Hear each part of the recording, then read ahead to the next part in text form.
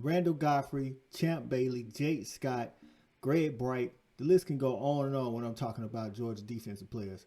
But today, we're going to be talking about all the best defensive players, at least in my opinion, that have played since the year 2000 at the University of Georgia. What a hit! Falls free on the ground. South Carolina deserves this for the home run. Hopkins has got it. Touchdown, Clemson. Guess which dogs are barking first? Uga, get after it.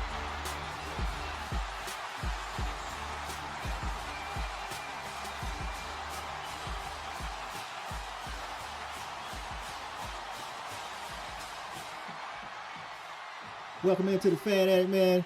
Sports channel for sports fans by a sports fan. I'm your man, Coach I. I'm a Georgia dog. You already see it in the background. Where my dogs at? Today, we're talking about the best players that play on defense at the University of Georgia under Coach Mark Richt and Coach Kirby Smart from the year 2000 to the year 2020. If you've had 1 year, which is like if your senior season was 2000, then you eligible. If your first year was 2020, eligible. That's what we talking about. So I had to bring in a little help today. You know what I'm saying? I was at Georgia from 95 to 2000. One of my RAs and a good friend, Kermit, KC Walker, Russell Hall, 3 West. Bringing them on in. Let's go. What's going on, KC? Nothing much, man. Taking it easy, relaxing. Man, I gave you an assignment, man. You look at them defensive players. Hey, not that you didn't already know the defensive players, but sometimes over 20 years, man, that's a lot of players, man. You might forget about somebody. Yeah, and then you think about it, it's like, oh, man, okay, now what did this guy do? Now who was the man? Now who's the man now? And it's like, oh, that's kind of tough. Yeah. So, all right. So, for all the people out there, the rules are all the best players that played on defense from 2000 to 2020. We're doing a first and a second team. So second team, we'll just go through it, but we're not going to really go in deep. And then the first team, we'll go in deep. So I'll tell you my second team. And once I finish with my second team, then you'll tell me if you agree, disagree, or you got somebody different. All right? All right. And like I said, I mean, everybody has their personal favorites. I'll explain how I pick mine. You know, nobody necessarily is right or wrong, but, you know, it's just how I see it. Exactly. All right, here we go. So, all 21st century team, defensive second team, I'm going to start with the D-line. D-line, okay. And since we're doing a 3-4. Okay. All right, so I got Charles Grant. Okay. Marcus Stroud, because Marcus Stroud did his senior year was 2000. Okay. Jonathan Sullivan. Interesting. Where you at with your 3 D linemen? That's interesting now because, you know, I'm going to tell you something. With Georgia defensive line,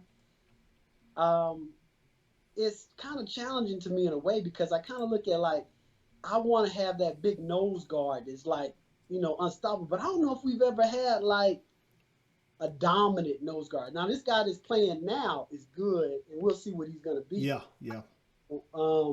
I think if he does what he's supposed to this year, he could be thought of as that guy. Right. But, that's the thing that kind of makes it tough. So I'm going to give you mine. And then, I will say I agree with you. Like you said, I agree or disagree. So I agree with 2 of your. We on the same page for the most part. All right. So the 2 that I agree with is going to be number 1, Marcus Stroud. All right. Okay. Marcus Stroud definitely on the number 2 team. And, I always say there's a battle of the Charles Grant, the Charles Johnson. But I agree with you. I'm going to go with Charles Grant. He was the man. And, he showed that later. He held it down when it came time for, the Saints. Yeah. Now, Jonathan Sullivan, I disagree with you on that. Who you got? Maybe you got this guy as your number 1. I hope you do, because if you don't, I don't understand. I'm going to go with my main man, okay? Philly cheese eating Gino. Okay. I can get with that because Gino, even though Gino didn't get drafted high, I felt like Gino, he was in that middle in them trenches. You know what I'm saying? They don't get a lot of recognition because they not getting a lot of sacks and right. They taking up blocks for other people to be free. Yeah. You know what I'm saying? double team. Sometimes, they do get to the quarterback to get a little shine. So I try to put at least one guy, that was, definitely in that position. I think Geno, I think he gets edges Jonathan Southern out by a little bit. Just my opinion. Okay. So, Okay, I see what you're saying. All right, I can go with Geno. I can go with Geno. okay. So, all right. So my four linebackers gonna be Odell Thurman. This is second team now. Second team. Okay. Hey, Odell, listen. It's a lot of schools out there that can claim LBU. I'm not saying Georgia's one of them. I'm just saying Georgia can throw their hat in the ring. That's they all should I'm saying. they should be in the discussion. That's all I'm saying. That's all I'm saying. So I got Odell Thurman, He's a Boss headhunter. Boss Bailey, He's the crowd's favorite. Alec Ogletree, Okay. and Leonard Floyd. Woo! Second team. Second team. All right, now I'm going to tell you something. I agree and I disagree. I agree with some of the people that you pick, but some of the people you pick, you're going to see they're going to be on my first team. So I'm curious to see who you put on your first team. Listen, I'm gonna just let you know. Once we get to the first team, it's gonna be no denying it, dog. Really? I'm telling you, my first team linebacker core. Really? Okay. Yeah, it's like that. I'm gonna tell you with my second team, this was tough. This probably was the toughest for me because, like you said, this is kind of LBU. We got a lot of people that I feel like are on the same level, like an Odell Thurman. Honestly, Boss had. I went back and forth with Boss being on the first team because Boss was a gamer. I mean, he just was that guy. He came through and he made big plays, but I would say Boss is one of those crowd favorites because he was, he Champ's brother, and he had a great season. Think about this now. Champ was all time great. Oh yeah, college and NFL. He's top 3 UGA probably. Coming into that, he already had that expectation to live up to the Bailey name. You're right. That's a lot of pressure on a 17, 18-year-old. That's a lot of pressure. And I will say that he had a solid career and he had one hellacious season where he just went off. With bananas. So I'm gonna tell you, with my second team, I kind of pick consistency. All right. Okay. And like I said, you're gonna disagree with some of these, but with my second team, I like the little guys that got gritty. They don't get a lot of hype. They weren't the big names necessarily, but they got the job done. And without them, I don't see it. So I can see how you disagree. Okay, my second team, and I try to pick kind of like 2 inside and 2 outside, I think. All right, so Jordan Jenkins. Okay. Was solid, and that dude came to play. He was. Every. Okay. All right. Marlo Herrera. Marlo, that dog, Marlo didn't get the recognition nationally, but Marlo, for me, Marlo was kind of like the guy we had at middle linebacker when we went to the 2002, the first SEC championship under Mark Richt, the guy that played the middle. Okay. God, I can't think of his name right now. Listen, I'm gonna tell you who else I got. Okay, because that's who you're talking about. So my other inside linebackers, you got a Marlo because Marlo was productive. Very. All he did was tackle. Very. Didn't get past him. Okay, he made a lot of tackles, and maybe because I don't know the rest of the team around, but this dude was a tackling machine. My number 2 inside linebacker was Tony Gilbert. That's Tony G. Tony G was you was not running up the middle on Tony G. I mean, he's stopping me. Yeah. You're not passing me. And so Tony and Marlo, they're just tackling machines. Okay. Not a lot of flash. Okay. Then I also threw another guy in there that's kind of I guess he's inside too. And he's a scrappy tackling machine. He's a scrapper. He's little. Rennie Curran. I already knew you was going to say that. Rennie Curran. Hey, Rennie Curran. I mean, here's the thing. Rennie Curran, Tony Gilbert, Marlo, these are probably guys that led the team in tackles probably multiple times. Yeah. But I mean, Rennie Curran was catapult. He just launched and tackled people. You know Rennie Curran to me at Georgia had the best, even better than Roquan, had the best angle to the ball. once he took his angle, he wasn't gonna overrun, he wasn't gonna underrun. He was right on the nose every single time, dog. He was always there. So he was. I like that consistency of a Marlo, Rennie, Tony Gilbert, and like so. This is my consistent. This wasn't my necessarily big flair, big flash. But they were consistent. I also thought about other people like Tony Gilbert and everything, but I'm gonna say those are my second teamers. All right, I can see that. It's gonna be interesting when we get to the first team. It is gonna be interesting. So we on to the defensive backs now. Now I gave you 2 safeties and 2 DBs, but I want to start off with a DB I'm giving honorable mention because he possibly could have been second team, and that was Tim Wansley.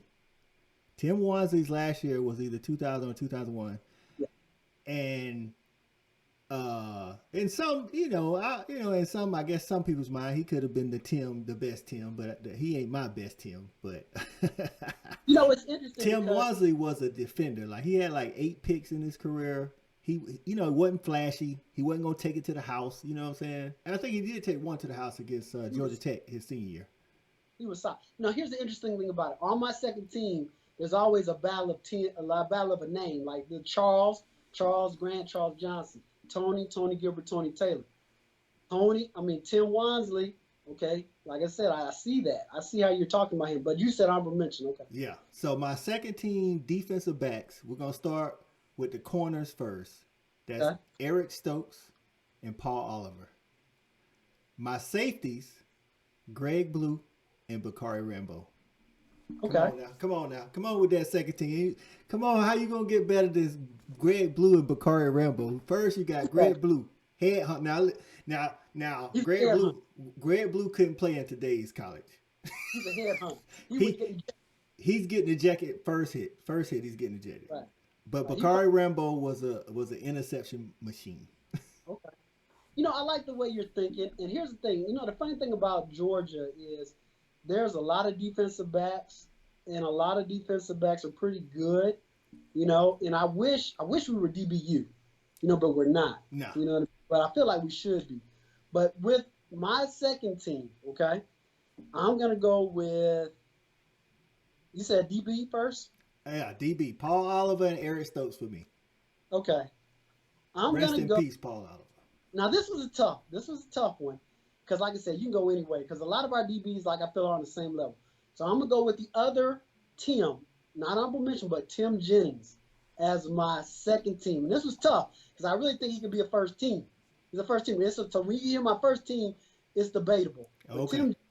Tim Jennings was that dude. Once again, a scrappy dude. He's 5'8", coming out of Orangeburg, South Carolina, 2-star, but the dude came to play. Didn't even have a Georgia offer until the night before signing day with Mark Rick calling. And the dude was consistent. He was a battler. And when he went to the league, he even showed even more, I think. I think he got better. He was a baller in Athens, but when he got to the Chicago, he was just – that dude was all world. Yeah. But he's 5'8", right? 5'8". Now, my other DB, and this was tough because I like all the people you mentioned, Stokes and Oliver, but I'm going to give you my other one. And you're going to probably disagree with that. He had a great career. And like every DB, he probably has one play I didn't like. But other than that, the dude was solid. And that is Damien Sword. You know what? I'm a huge Damien Swan fan. I was really like 1 year, I want to say the year he had the one-hand interception against Tennessee, that year he balled out. The next year, he was kind of like average. That was his senior year. I'm like, but he got some consideration. I'm going to tell you why Paul Oliver won over Damien Swan. Okay. Paul Oliver locked up Megatron in Atlanta. He did. He had a great game. And he had a solid career. I agree with you. He's good. Damien Swan, like I said, I'll give you that. I could bend on that second team. Damien Swan had a solid career. He never gave up a big play except for one time. Amari Cooper. One time. What was the Alabama's, the guy? Amari Cooper. Amari Cooper. Yeah, Amari Cooper. But it was a no-fly zone with Damien Swan. Yeah, I can see that. He would bat the ball down. He would pick it. He was solid. Okay, now I'm going to go with my other defensive backs. Okay, I'm going to go with Thomas Davis. On the second team? On my second team. You got to hear my first team. It's tough. Okay. Georgia DBs are similar. Outside of Champ, once you go outside of Champ, then everybody is good. Yeah. Champ that one guy that is like, he's phenomenal. Yeah. But so like I said, defensive back is very debatable. You can, put him in a lot of different places. But I'm gonna say Thomas Davis and Dominic Sanders. Thomas Davis, because Thomas Davis could hit and he could cover, unlike Blue. Sometimes Blue would, the covering there. No, Blue. But Thomas Davis, I need you to be able to cover and lay down the wood. Well, okay? Bakari could cover, and I got Greg Blue laying down the wood. Okay, I understand. So you got a little mix, man. A little thunder and light. Yeah. But I'm get to my first team. You're going to see me on my first team. All But right, I picked Dominic, because Dominic was that dude, undersized, 3-star, but still the man. My second team battle was a Bakari Dominic. Okay. But Bakari was a better tackler. Even though I got him on the team to cover, I still need, just in case Greg Blue go for a headshot and miss, I need Bakari to clean it up. Well, that's why we're going to get to first team. All right. So that's a good one. So first, before we get to the first team, because it's defense and most coaches think about defense and special teams together, we're going with second team special teams. Okay. All right. Second team special teams. I'll tell you mine. It's a kicker, kick returner, punter, and punt returner. Okay. Let's see what you got. All right. So we're going. What you got? All right. So now this is kind of tough because Georgia could. I don't know. There's other schools that are good at punting and kicking, some Tennessee, but Georgia got some good kickers. So on my second team kicker, initially he was my first team, but it was so close I had to go look at some stuff, and I'll let you know some stuff on my first team, why he made my first team. But my second team kicker, affectionately known to me and Ben as Billy Otto, Billy Bennett. There's a reason why he's Billy Automatic. Billy Automatic. Billy Bennett. And the thing is, he didn't just do it sometimes. He did it in big games, too. He was automatic. So he's my kicker. My punter is Drew Butler. Okay. Drew Butler has the second best punting average career-wise at the University of Georgia at like 44.9, I think.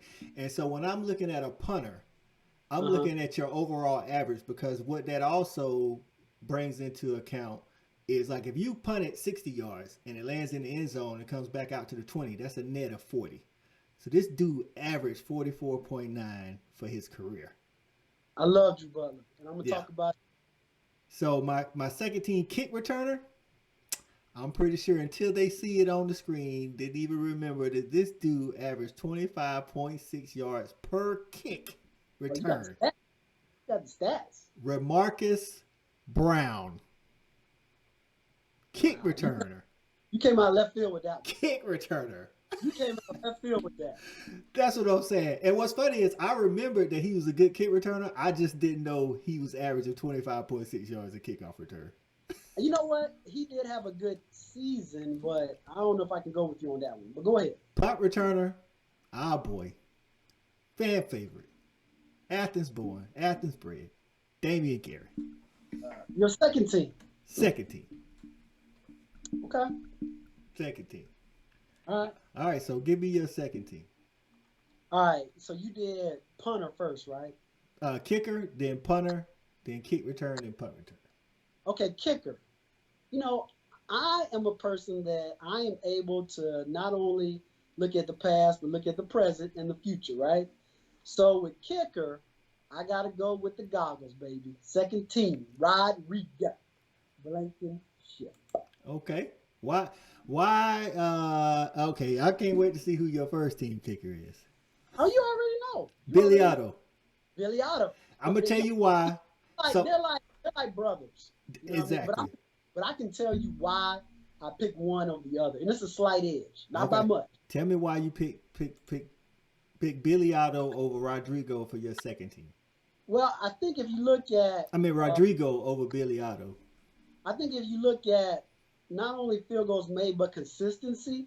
Rodrigo was consistent. But there were some times he had a couple hiccups. Not too many.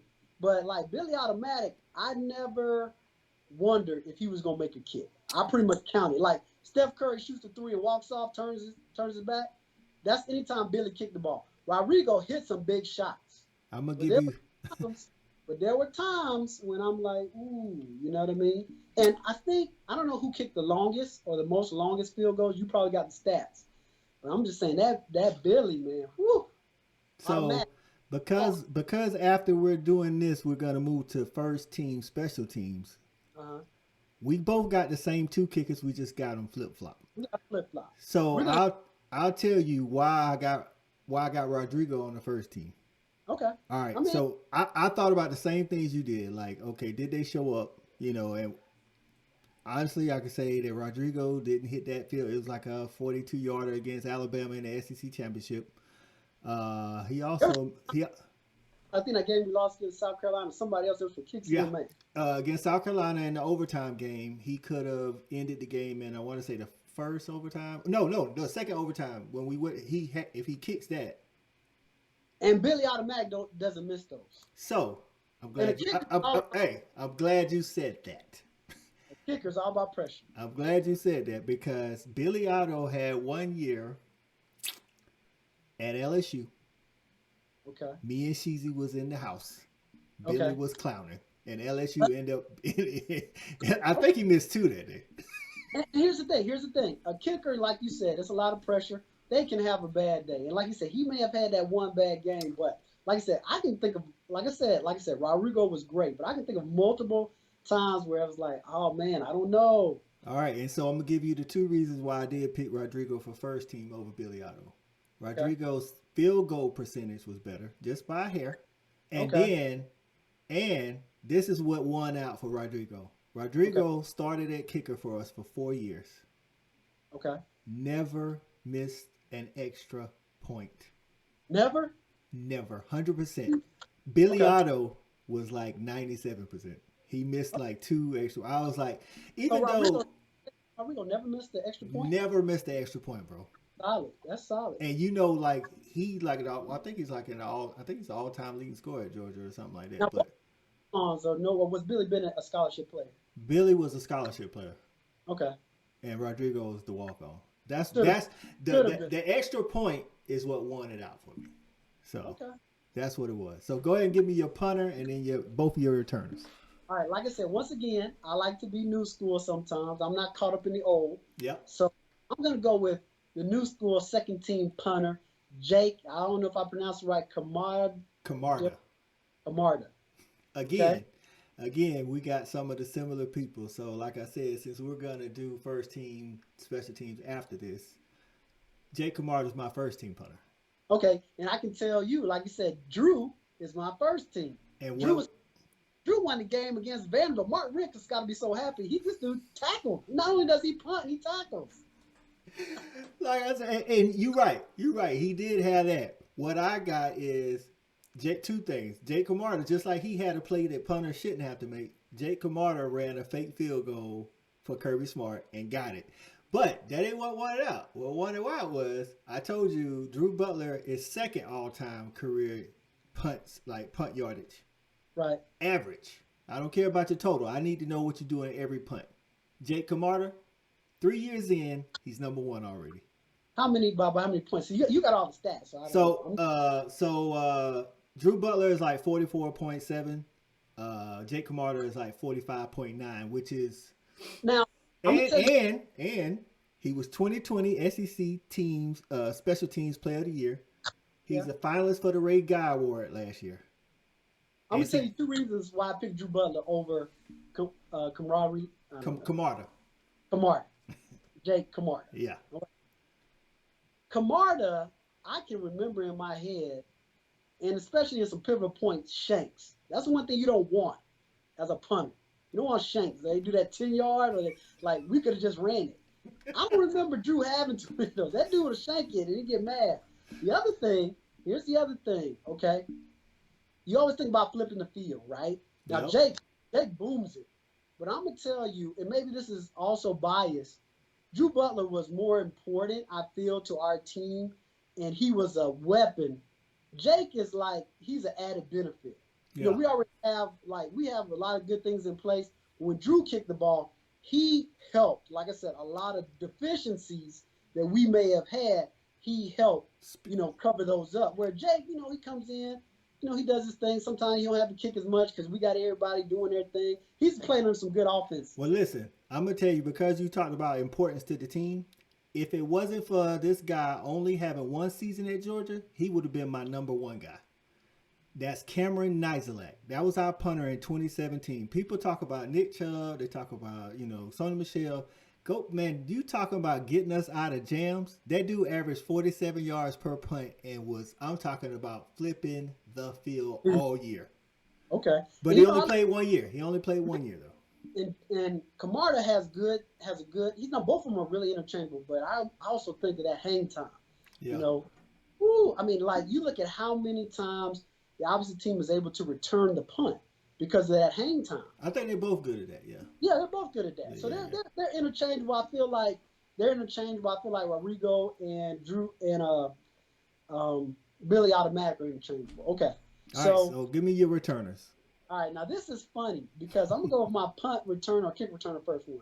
And like I said, these are so random because you picked Marcus, but hey, with those 25.6 yards per return, two touchdowns. He had one season. That was a good season.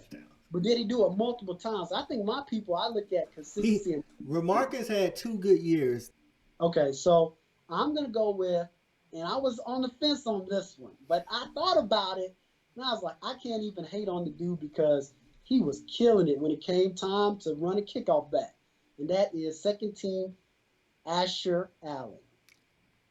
Asher, you know what? I thought about Asher. I thought about old pass interference Asher. If you thought of like what somebody does exceptionally well, he got the ball on kick return, he was productive. He was. Okay.